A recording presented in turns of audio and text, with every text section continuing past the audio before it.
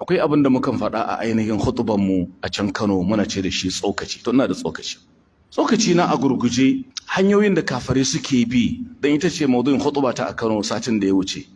Wala yazal yuqatilunakum aya mai 17 cikin Bakara. Hanyoyin da kafirin duniya ke bi su yaƙi musulmi hanyoyi guda 5 ne. Ta hanyar 'yancin ɗan adam suna riƙe wannan. Ta hanyar democracy 2 kenan. Ta hanyar media, kaga media kayan jihadi ne a yau. Na 3 ta hanyar tattalin arziki. Na 4 ta hanyar abin da suke kira sultanul qanun, rule of law. To cikin abin da suke bi na 6 suna amfani da hanyar ilimi karanta. Yanzu sun fito da wani shiri mai suna agile. Kuma an ɗauki Borno daga cikin jihohin da za a fara aiwatar da agile akai. Ka san menene ma'anar agile? Majalisar malamai mun zauna a Kano magana akai. Tana nufin Adolescent Girl Initiative for Learning and Empowerment. Agile. Ai kaga daga agility ne, acronym ne ai misali.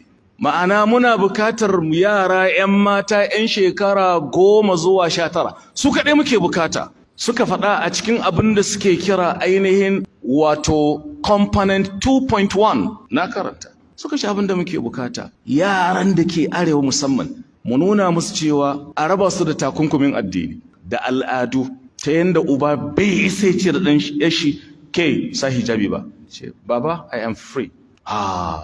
Abin da suke nufi. Kuma suka ce za mu ɗauki jihohi guda 7 suna kiransu implementing states. Dole mu faɗa don mun sani mun karanta amma ka mun ci amana ilimi. Mu dai aikin mu gaya mu ko ku ɗauka ko ku yi dariyar ku ta zama kuka gaba da nadamar maikin gaskiya. Ba ni na faɗa ba in ji mawaƙin Hausa ne ba za mu yi dariyan ba. Da suka tashi zaɓen jihohi da za su gwada wannan tsiyar ɗan tsiya ce sai suka zaɓi jihohi guda 7.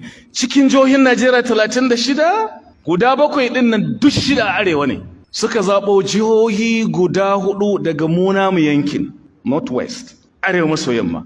Jihohi masu ka guda 4 Kaduna, Kano, Katsina, Kebbi.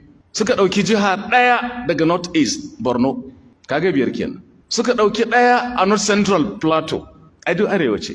Suka ɗauki 1 a West Southwest Ekiti.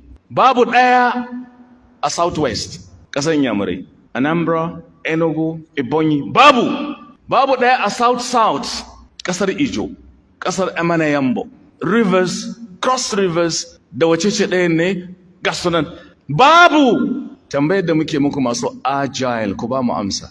Me dalilin zaɓo jihohin na arewa kawai? Me dalili?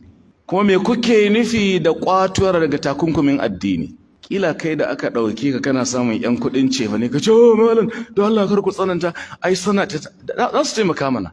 Ai maso kayan gafi ka dabara. Bayahude in yana son ya gama da kai sai ya zo maka da alkhairi quote and unquote guda 10 amma sharri kwaya ɗaya ɗan yake nufi. Halawa ce ka ba yaro amma halawar cikin ta guba ne sai ka lulluɓe halawar da ainihin guba. Guban na ciki yaro na tanda.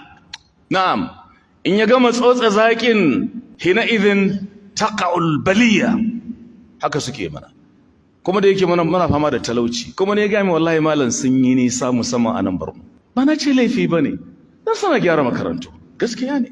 Yarinya za mu baki kuɗi ki je ki karatu a Oxford, a Yale, ko da a Harvard, a Massachusetts, ko a Princeton, a Sorbonne misali. Manyan jami'ai da ake jin su a duniya. Amma ubanki bai sai da ke kala ba. To wace tarbiyya ce wannan? To dole ne al'umman mu ba abin da muke da shi sai addinin mu. Shine kan gaba. Ku fahimta da kyau.